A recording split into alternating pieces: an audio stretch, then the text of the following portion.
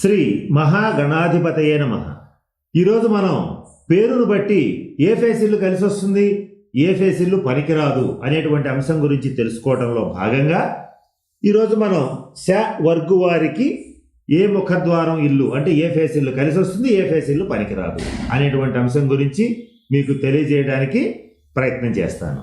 ఇక్కడ శ వర్గు అంటే ఏమిటంటే ఆ నుంచి బండిరా వరకు ఉన్నటువంటి తెలుగు అక్షరమాలలో కొన్ని భాగాలు కొన్ని వర్గులు చేశారు.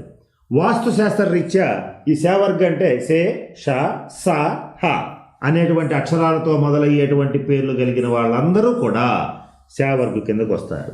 ఒక ఉదాహరణ చెప్పాలంటే ష అంటే శరత్ శార్వాణి, ష అంటే షణ్ముఖు, స అంటే సాంబశివరావు సరస్వతి, హ అంటే హనుమంతరావు హైమవతి, ఇలా పేర్లు కలిగిన వాళ్ళందరూ కూడా శవర్గు వాళ్ళు అవుతారు.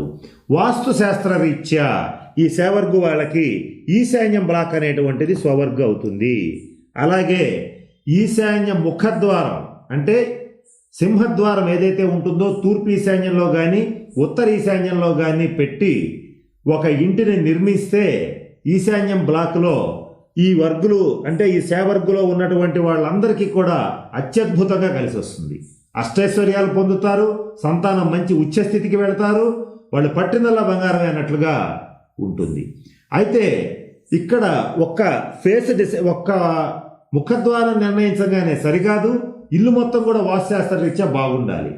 అయితే మనం ఎప్పుడైనా సరే ఒక స్థలం తీసుకోవాలి అనుకున్నప్పుడు మనకు పరికిరాని స్థలం తీసుకున్నాం అనుకోండి, అంటే ఒక ఉదాహరణ చెప్పండి, శవర్గు వాళ్ళకి నైరుతి బ్లాక్ అనేటువంటిది శత్రువర్గు అవుతుంది.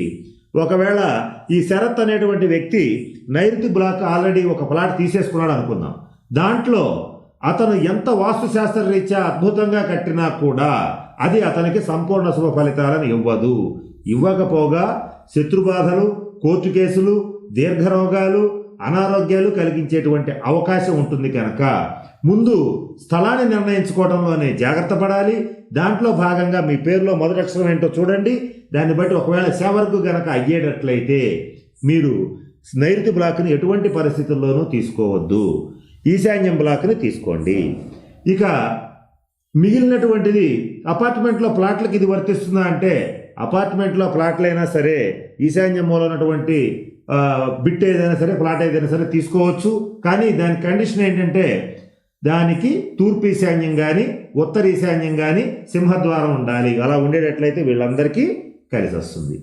అలాగే మరి అద్దె ఇళ్ళ వాళ్ళ పరిస్థితి ఏమిటి అంటే వాళ్ళు అద్దెకి దిగేటప్పుడు కూడా ఈ పేర్లు కలిగిన వాళ్ళు ఎటువంటి పరిస్థితుల్లో నైరుతి బ్లాక్ ఇళ్లలోకి దిగవద్దు. దిగితే ఆ ఇంట్లో కనుక మరింత వాస్తు దోషాలు కనుక ఉండేటట్లయితే అనేక రకాల ఇబ్బందులు పడే అవకాశం ఉంటుంది. ఈ నైరుతి బ్లాక్ అనేటువంటిది కొంచెం ప్రమాదకరమైంది, ఇది అందరికీ సూట్ అవ్వదు.